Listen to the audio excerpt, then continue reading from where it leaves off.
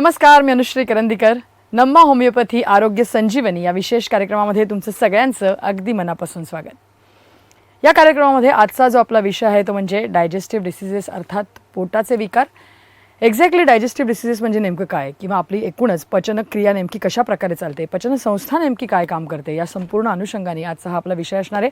आणि या संपूर्ण विषयावरती मार्गदर्शन करण्याकरता आता आपल्यासोबत डॉक्टर जोडले गेलेले आहेत. आपल्यासोबत आहेत डॉक्टर श्रद्धा बायस परदेसी. डॉक्टर, कार्यक्रमात तुमचं अगदी मनापासून स्वागत.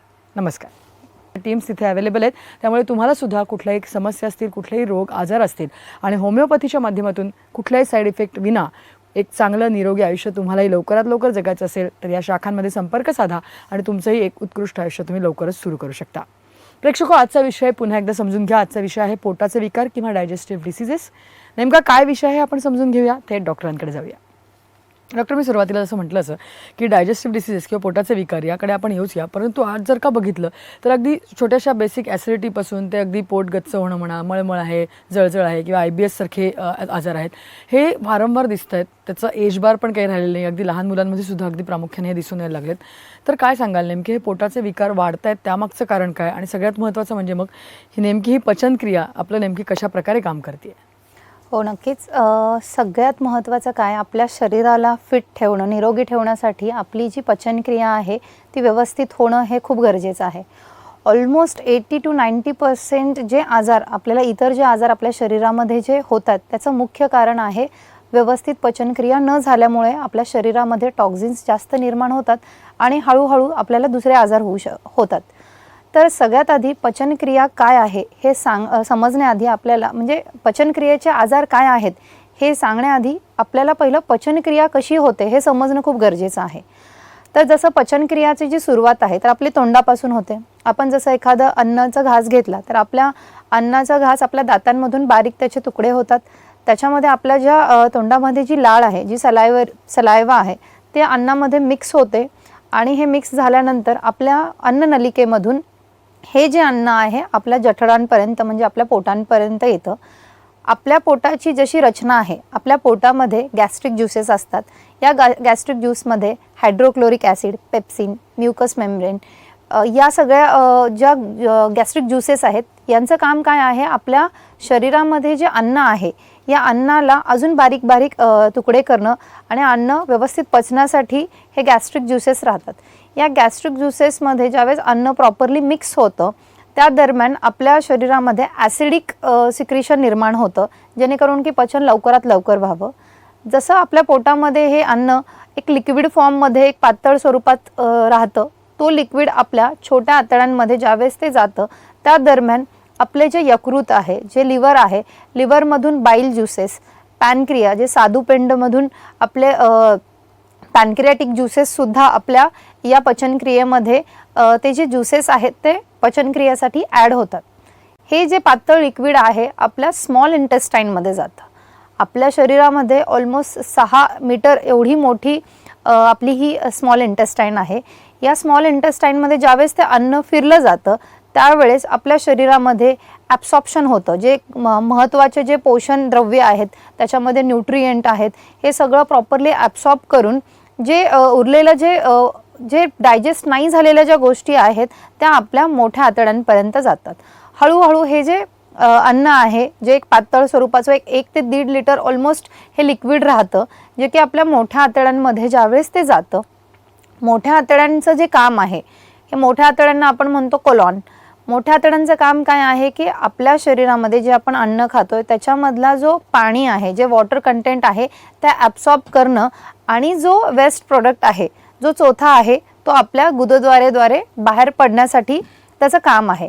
तर तोंडापासून ते आपल्या बाहेर वेस्ट प्रोडक्ट पडेपर्यंत ही प्रॉपरली अशी सिस्टीम स्टेप बाय स्टेप करत आपली पचनक्रिया प्रॉपरली होत जाते. तर डॉक्टर, आपण एवढे सगळे पोटाचे विकार आहेत, आजार आहेत, त्याच्यावरती बोलतोय, त्याची ट्रीटमेंट, लक्षणं, कारणं सगळं बोलतोय. त्याच्यामुळे आपले प्रेक्षक सुद्धा आपल्याशी बोलू इच्छितात, ते आपल्याशी जोडले गेलेत. आपण त्यांच्या समस्या समजून घेऊया. बोला. नमस्कार, तुमची काय समस्या आहे? नमस्कार, माझं नाव रवी पाटील आहे. मला 1-2-3 वर्षापासून गॉल ब्लॅडर स्टोनचा प्रॉब्लेम आहे. मी सोनोग्राफी बरेच केलेले आहेत, बरेच औषध उपचार घेतले, पण सर्व ठिकाणी मला ऑपरेशन करावं लागेल असं सांगतायत. आणि मला आता जास्त प्रमाणात अन्नही पचत नाही आहे आणि माझं थोडीशी तब्येतही खराब होत चालली आहे. मला प्रॉपर डायजेशनही प्रॉपर होत नाही आहे. तर मला काय उपचार पद्धती मिळू शकेल? नक्की रवी, तर त्यांना काय सांगाल डॉक्टर आपण? जसं रवींनी सांगितलं की आजकाल गॉल स्टोन होण्याचं प्रमाण सुद्धा खूप वाढतंय, म्हणजे आपल्या पित्ताशयामध्ये खडे होतात. खूपदा काय होतं की गॉल स्टोनमध्ये जसं यांनी सांगितलं की खूपदा यांना ऑपरेटचा सल्ला दिला जातो. प्रत्येक केसमध्ये ऑपरेशनची गरज नसते. काही केसेस अशा आहेत की इमर्जन्सीमध्ये ठीक आहे ऑपरेशन, पण खूप साऱ्या केसेसमध्ये अनवॉन्टेडली सुद्धा ऑपरेशन सजेस्ट केलं जातं.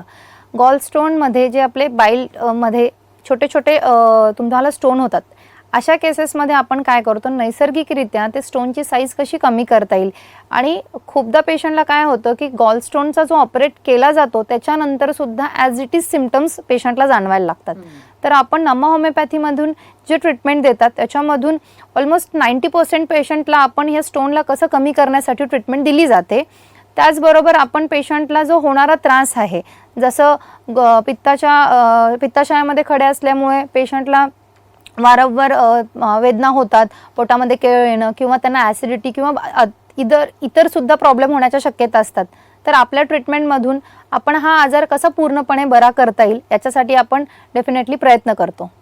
डॉक्टर, तुम्ही व्यवस्थित समजावून सांगितलं की नेमकी पचनक्रिया आपली कशा प्रकारे काम करते आणि एकूणच हे सगळे ऑर्गन्स कशा प्रकारे रिलेटेड आहेत.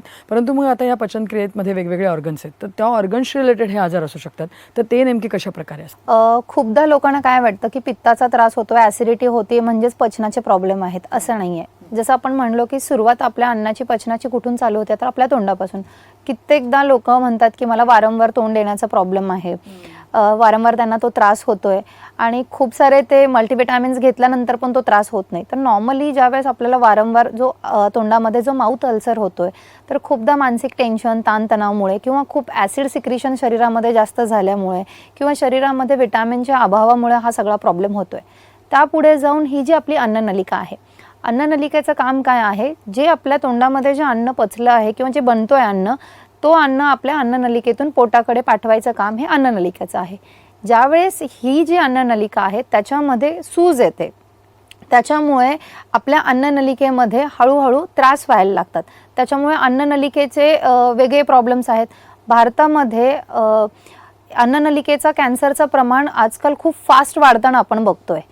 त्याचबरोबर ज्यावेळेस ही अन्ननलिका अन्नाला आपल्या पोटांपर्यंत अन्न घेऊन जाते, ज्यावेळेस आपल्या पोटामध्ये हे अन्न मिक्स होतं, ज्यावेळेस हे अन्न मिक्स होताना आपल्या शरीरामध्ये असलेले जे गॅस्ट्रिक ज्युसेस आहेत, हायड्रोक्लोरिक ॲसिड असू दे, तुमचा पेप्सिन असू दे, म्युकस मेम्ब्रेन असू दे, इतर डायजेस्टिव्ह ज्युसेस असू दे, ज्यावेळेस हे व्यवस्थित काम करत असताना काही बॅक्टेरियल इन्फेक्शन होतं. या गोष्टींमुळे काय होतं, जसं खूप साऱ्या लोकांना ते जॉबसाठी कुठेतरी बाहेर काम करतात, त्याच्यामुळे फास्ट फूड खातात किंवा रोडवरचं काही खाण्यात येतं त्यांच्या, किंवा दूषित पाणी काही पिण्यात येतं, त्याच्यामुळे काय होतं त्यांना बॅक्टेरियल इन्फेक्शन होतं. त्याच्यामध्ये एच पायलोरी नावाचा बॅक्टेरियल इन्फेक्शन आम्हाला जास्त प्रमाणात पाहायला भेटतोय. किंवा आजकाल प्रत्येक आजार चालू झाला तर लोकांची इम्युनिटी लेवल एवढी कमी आहे किंवा त्यांना तेवढा टाईम पण नाही आहे की आजार होतोय तर आपण सहन करावं, ते इमिजिएटली वेदनाशामक गोळ्या घेत आहेत किंवा मल्टिपल गोळ्या खातात. या सगळ्या गोष्टींमुळे काय होतं, ओव्हर डोसेसचा पण प्रॉब्लेममुळे तुमच्या ज्या पोटाची जी लेअर आहे त्याच्यामध्ये इन्फ्लामेशन होतं, ज्याला आपण गॅस्ट्रायटिस म्हणतो. खूपदा आपण ऐकतो की गॅस्ट्रायटिस झाला आहे. या गॅस्ट्रायटिस होण्यामागचं जे मुख्य कारण आहे तर बॅक्टेरियल इन्फेक्शन, चुकीची जीवनशैली किंवा चुकीचे फूड खाण्यामध्ये आल्यामुळं हा प्रॉब्लेम होतोय. आणि त्याचबरोबर स्ट्रेस फॅक्टर, खूपदा मानसिक टेन्शन, ताणतणावामुळे सुद्धा तुमच्या शरीरामध्ये जे ॲसिड सिक्रिशन होतोय त्याचं प्रमाण जास्त होतोय. खूपदा आपल्याला पेशंट म्हणतात की छातीमध्ये खूप जळजळ होतोय, जसं जेवण झालं, पोटात अन्न गेलं की परत त्यांना मळमळ होतं किंवा उलटी होते जेवल्या. हा प्रॉब्लेम का होतोय, तर याच्यामध्ये ॲसिड रिफ्लेक्शनचा जो प्रॉब्लेम होतोय, कारण की अन्न जसं पोटात गेलं तर ते छोट्या आतड्यांकडे जायला हवं, पण ते तसं न जाता परत आपल्या अन्ननलिकेपर्यंत उलटं जायला लागतं आणि त्यावेळेस पेशंटला जेवल्यानंतर उलटीचा प्रॉब्लेम होतो. मग अशा कंडिशनमध्ये सुद्धा पेशंट पित्ताची गोळी खातात, म्हणजे आजाराचं कारण वेगळं आहे आणि त्याच्यावर परत फक्त पित्ताच्या गोळ्या खाऊन टेम्पररी काम चालू आहे. मग अशा कंडिशनमध्ये गॅस्ट्रायटिस सारखा मोठा आजार आपल्याला पाहायला भेटतोय. अशा कंडिशनमध्ये खूपदा लोक ज्यावेळेस सोनोग्राफी करतात, सिटी स्कॅन करतात, त्यावेळेस त्यांना सांगितलं जातं तुम्हाला पॅन गॅस्ट्रायटिस आहे. इरोजिव्ह गॅस्ट्रायटिस आहे. याच्यामध्ये काय होतं, तुमच्या ज्या पोटाची जी लेयर आहे याच्यामध्ये ज्यावेळेस जखमा निर्माण होतात, त्याच्यामध्ये इजा होते, त्यावेळेस पेशंटला सिव्हिअर पोटात आग व्हायला लागते, पेशंटला अपचन होतं, करपट आंबट ढेकरं यायला लागतात, अन्न जसं खाल्लं की गॅसेसचा प्रॉब्लेम यायला लागतो, पोट फुगायला लागतं. त्याचबरोबर हळूहळू या पेशंटमध्ये कॉन्स्टिपेशनचा प्रॉब्लेम खूप होतो. कित्येकदा पेशंट म्हणतात की मॅडम आम्हाला 2-2, 3-3 दिवस नंतर जावं लागतं, कारण की प्रॉपरली डायजेशनच होत नाही. तर ज्यावेळेस अन्न हे पचलं जातं, तर डायजेशन होताना तुमच्या पोटापासून ज्यावेळेस स्मॉल इंटेस्टाईनमध्ये ज्यावेळेस मुख्य प्रक्रिया होते आपली डायजेशनची, कारण की आपलं जे अन्न आहे त्याच्यामध्ये सगळं जे मुख्य डायजेशन होतं ते आपल्या स्मॉल इंटेस्टाईनमध्ये होतं. छोट्या आतड्यांचं काम काय आहे, ऑलरेडी आपल्या छोट्या आतड्यांची जसं मी तुम्हाला सांगितलं की 6 मीटर त्यांची लांबी आहे. ज्यावेळेस स्मॉल इंटेस्टाईनमध्ये हे जे अन्न ज्यावेळेस फिरलं जातं त्यावेळेस आपलं जे लिव्हर आहे हे बाईल ज्युसेस तिथे पोचवतं, पॅनक्रियामधून पॅनकॅरेटिक ज्युसेस जातात. हे सगळं मिक्सन का होतं, कारण की आपल्या शरीराला आपण जे जेवतोय त्याच्यातले जे न्यूट्रिशियंट आहेत ते आपल्याला प्रॉपरली भेटायला हवेत. तर आपलं स्मॉल इंटेस्टाईन काय करतं, ह्या सगळ्या गोष्टी प्रॉपरली ॲब्सॉर्ब करतं आणि जो इनडायजेस्टिबल गोष्ट आहे तो हळूहळू आपल्या मोठ्या आतड्यांकडे पाठवलं जातं, म्हणजे आपल्या कोलॉनकडे जातं. ज्यावेळेस आपल्या या छोट्या आतड्यांमध्ये ज्यावेळेस अन्न पचलं जातं त्या दरम्यान काही प्रॉब्लेम्स जास्त सिव्हिअर आम्हाला बघायला भेटतात. खूपदा पेशंट सांगतात की सुरुवातीला मॅडम जसं जेवण झालं की हळूहळू छातीच्या खालच्या साईडचा जो भाग आहे या भागामध्ये पेशंटला सिव्हिअर वेदना व्हायला लागतात. जसं अन्न पोटात गेलं की सिव्हिअर आग होते, पेशंटला टोचल्यासारखं होतं, कोलिक पेन जाणवायला लागतं. तर अशा केसेसमध्ये खूपदा अल्सरेटिव्ह कोलायटिस नावाचा प्रकार खूप फास्ट वाढताना बघतोय. अल्सरेटिव्ह कोलायटिस हा असा आजार आहे, याची कारणं अजून फाइंड आउट नाही होत, म्हणजे खूप सारं रिसर्च वर्क होतोय. याचा जो मुख्य कारण आम्ही जे बघतोय त्याला एक ॲटोइम्युन डिसीज आपण म्हणतोय, जेणेकरून की जे तुमचे इंटेस्टाईन आहेत याच्यामध्ये एक लेयर आहे, या लेयरचं काम आहे तुम्हाला प्रोटेक्ट करायचं काम आहे. पण ज्यावेळेस सेल्फ डिस्ट्रक्शन मोडवर ज्यावेळेस बॉडी स्वतःहून जाते त्याच्यामध्ये तुमच्या आतड्यांमध्ये स्वतःहून जखमा निर्माण होतात. जसं छोट्या आतड्यांमध्ये आपण जखमा बघतो, या जखमांमुळं खूपदा पेशंटला ब्लिडिंग होते, शौचाला गेल्यानंतर त्यांना स्टिकी डिस्चार्जेस होतात. खूपदा पेशंट म्हणतात की शेम पडल्यासारखं होतोय. याचा अर्थ काय होतं की अन्न प्रॉपरली डायजेस्ट नाही होत. आणि अल्सरेटिव्ह कोलायटिस हा एवढा प्रचंड वाढतोय सध्या, कारण की याला योग्य ते ट्रीटमेंट नाही आहे मॉडर्न मेडिसिन्समध्ये. टेम्पररी लाईन ऑफ ट्रीटमेंट दिली जाते, त्याच्यामध्ये खूप दुखलं तर तुम्ही एखादी पेनकिलर घ्या, किंवा तुम्हाला खूप त्रास होतोय, पित्त जास्त होत असेल तर तुम्ही एखादी पित्ताची गोळी घ्या. WHO चा स्वतःचा रिसर्च आहे, एक्सेसिव्ह तुम्ही जर पित्ताच्या गोळ्या घेत असाल तर तुम्हाला स्टमक अल्सर होऊ शकतात. आणि काही केसेसमध्ये जर हे अल्सर वेळीच नाही ट्रीट केले गेले तर याचाच परिणाम आपल्याला स्टमक कॅन्सरमध्ये होतोय.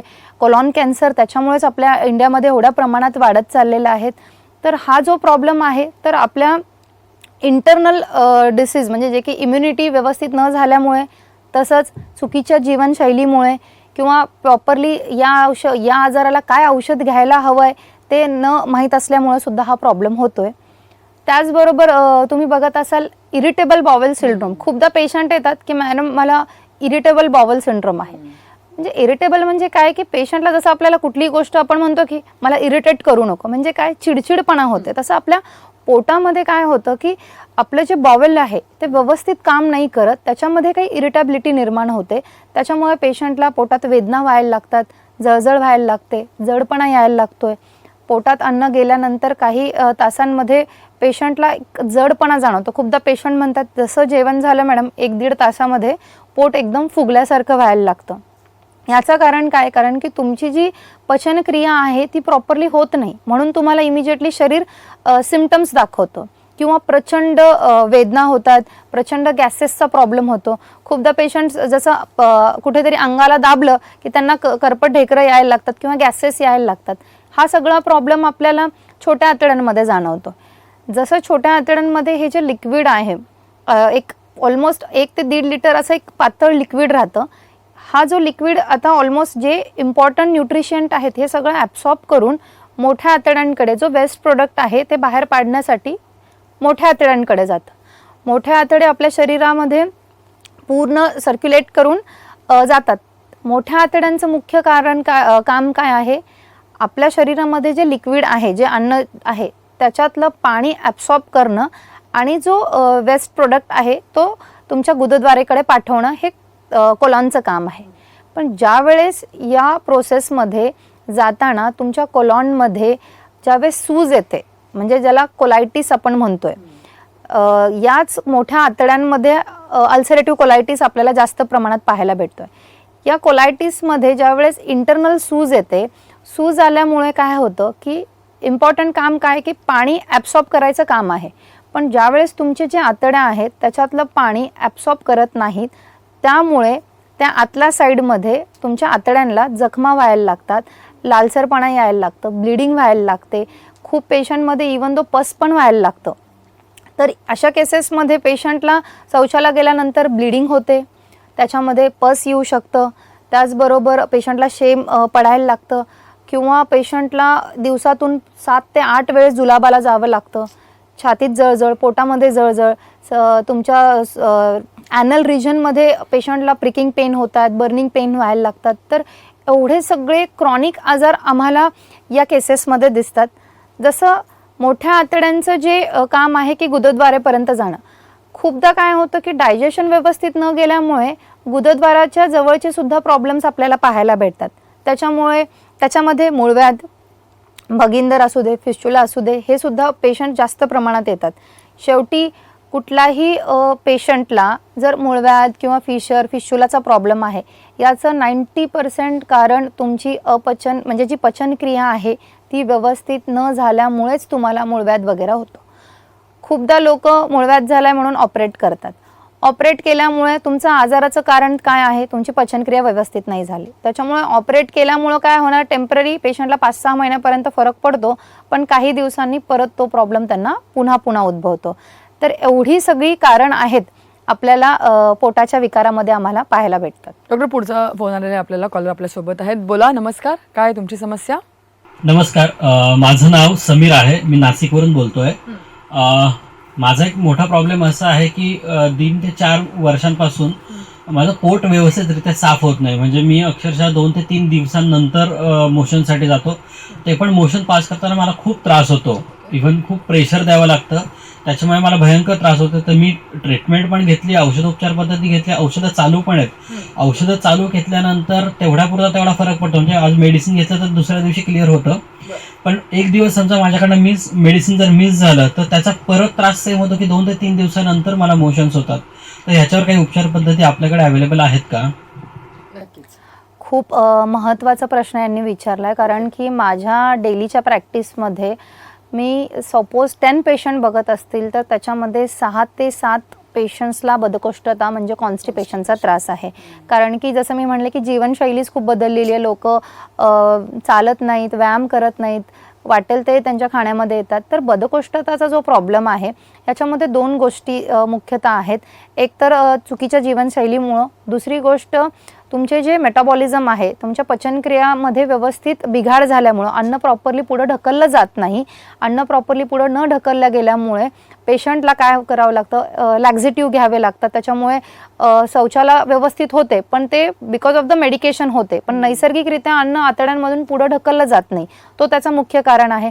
खूपदा अशा केसेसमध्ये पेशंट इनिमासुद्धा खूप घ्यायला लागतात, पण कंटिन्युअसमध्ये सारखा इनिमा घेतल्यामुळं सुद्धा अल्सरचा सुद्धा त्रास उद्भवू शकतो. तर इम्पॉर्टंट काय आहे? आपण नमा होमिओपॅथीमध्ये जे ट्रीटमेंट देतोय त्याच्यामधून तुमच्या आतड्यांची जी कार्यक्षमता जी स्लो झाली आहे त्याला आपण मेडिसिन्स फास्ट होण्यासाठी देतो, जेणेकरून की तुमचं अन्न प्रॉपरली पुढे ढकललं जावं, अन्न प्रॉपरली डायजेस्ट व्हावं, जेणेकरून की तुमचं प्रॉपरली डायजेशन झालं तर तुमचा जो बद्धकोष्ठताचा जो प्रॉब्लेम आहे तो डेफिनेटली कमी होऊन जाईल. त्यामुळे ट्रीटमेंट फार अत्यंत महत्त्वाचं आहे. असं म्हटलं की पोटाचे विकारच एवढे आहेत, तर ऑब्व्हियसली त्याच्यावरती ट्रीटमेंटही खूप सारे असणार. तर मला तुम्हाला तेच विचारायचं आहे की मग नमा होमिओपॅथीमध्ये आपण आता ह्या वेगवेगळ्या पोटांच्या विकारांवरती कशा प्रकारे एक युनिक ट्रीटमेंट करतो? नमा होमिओपॅथीमध्ये आम्ही अशा जे केसेस आहेत, म्हणजे पचनक्रियेच्या साध्या तोंडापासून जे होणारा माउथ अल्सर असू दे, अल्सरेटिव्ह कोलायटिस असू दे, सिलिॲक डिसीज म्हणजे ज्याच्यामध्ये आपल्याला विशिष्ट पदार्थांची ॲलर्जी सांगितली जाते, किंवा लहान मुलामध्ये आजकाल लॅक्टोज इंटॉलरन्स पण आपण बघतोय की नाही, दूध पचत नाही आहे, छोटा प्रॉब्लेम असू दे किंवा त्याच्यातला कुठलाही मोठा प्रॉब्लेम असू दे, या सर्व आजारांना आम्ही इम्युनोजेनिक मायझमॅटिक 6th जनरेशन होमिओपॅथिक उपचार पद्धतीने आम्ही असे आजार बरे करतात.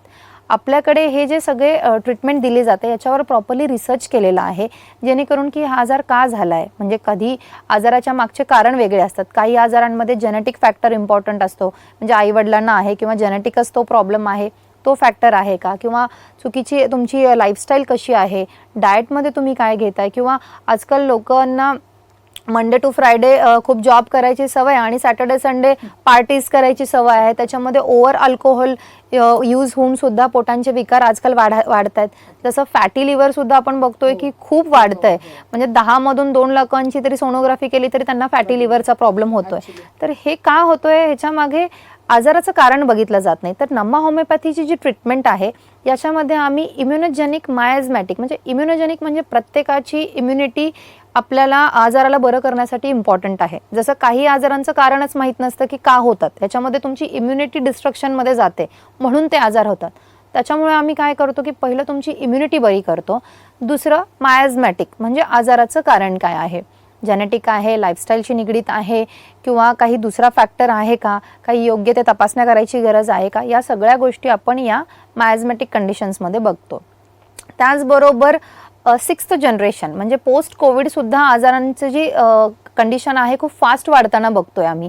तर पोस्ट कोविडनंतर आम्ही जे 6th जनरेशन हे औषधं इन्व्हेंट का केलेले आहेत, कारण की आजारामधून पण पेशंटला कसं पूर्णपणे बरं करू शकतो. म्हणजे काही असे आजार आहेत की त्याला प्रॉपरली ट्रीटमेंटच नाही आहे.